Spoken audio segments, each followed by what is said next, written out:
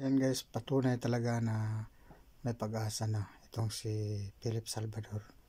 Kasi pag saan sila umiikot, wala talagang pumapalakpak dahil sa presidente nilang Mini. Yun ang katotohanan. Kaya good news PDP. Talagang mananalo at mananalo ang PDP. Kaya patuloy na may kampanya Philip Salvador.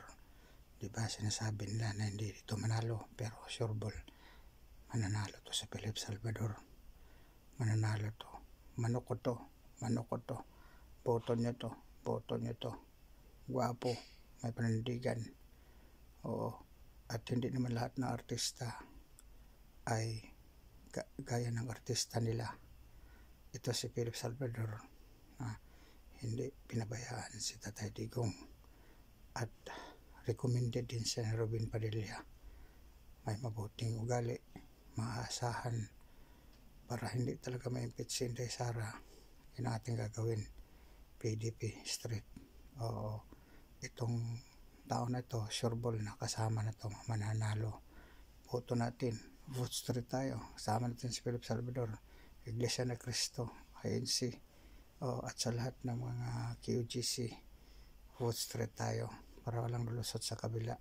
Sila ang maiiwan. Crocodile at saka camping. Crocodile kakamping maiiwan. Crocodile camping maiiwan. Good news to guys, dahil si Tatay Digong na ang nagsasabi. Vote straight tayo.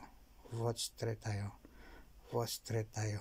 Ito ang good news sa atin mga kapatid na nanais na mananalo ang ating mga manok.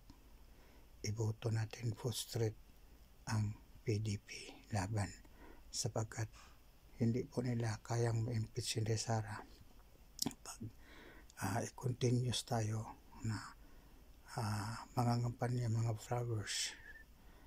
Kaya ito ang magiging good news mga kapatid. Analysis ko at perception ko, mananalo si Philip Salvador. Yun, Philip Salvador mananalo. Philip Salvador mananalo.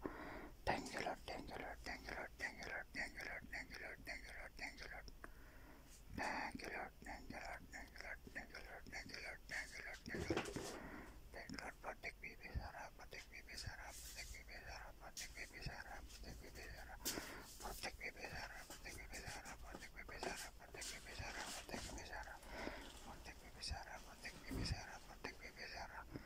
We don't want crocodile, we don't want crocodile, we don't want. Has a lot of promises that they will never do to never get your rice. Only promises. BBM is not good, BBM is not good, BBM is not good, BBM is not good, BBM is